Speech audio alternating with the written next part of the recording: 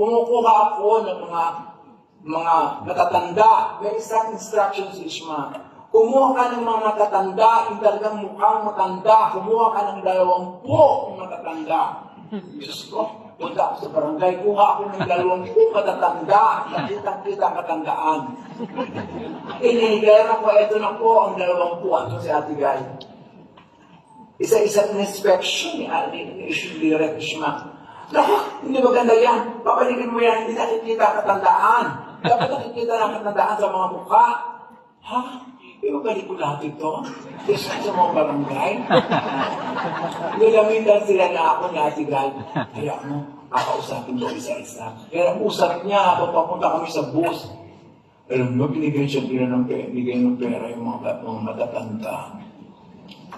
Dahil sa kanyang mag-attend. Si Ate Guy ang bigay ng latong. O kung ako ulit ang matatanda, dahil wag puli, nahilera ko na naman ang matatanda, talagang pagka nakatatanda, halos hindi na makalakad ang tandaan. So, may inspection ni Ate Guy, may inspection ni Ishma. Sabi ni Ishma, yan, very good. Dahil ko close upan ang mga mukha. Natuwa naman ako. Ang susunod, kumuha ka ng mga may sakit. Mga may sakit. Yung may sakit na nakikita. Kumuha ko. Mga may sakit. Anong sakit mo? Meron pa akong trangkas. Ay, hindi ka pwede nakikita. Anong sakit mo? May cancer po ako. Ay, hindi pwede hindi nakikita. May ulcer po. Ay, hindi. Meron yung ako. Hindi. Tsaka yung nakikita ang sakit. Ano ba yun? Yung mga kabingi ang mukha, yung mga lalaki ang ilong, yung balik na naman ako. Sabi ko, Ate Guy, hindi naman nakapasama mo sa sakit. Halika sasamahan kita. Sinalamahan na naman ako para ihatid na naman at binigyan na naman ng konting gatong ang mga hindi nakapasama sa sakit.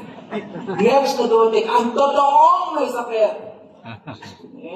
Mga naka-wheelchair niya, mga nakarangkay na ng mukha, mga nakakangilong.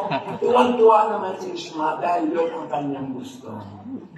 Tuwan-tuwa din si Ate Guy dahil nakuha ang dapat kunin. Sabi ni Ishma, walo ang camera, ikaw ang crowd director. Sa bawat area na yan, may crowd director. Ang isang area na nando, nakasali Ate, kasi yung crowd director din sa Ate Guy, siya ang nag-volunteer. Yung area na dadating ang mga bus, dadating ang mga jeep, dadating ang mga kalabaw, dadating ang mga transportation. Doon in charge sa Ate Guy. Hindi na siya pwede kasi aarte na siya. Ate Guy, paano yan? Kung ano ako ibang bahala ako dyan. May senyas ako na hindi nila alam. Sabi Ishma, ready?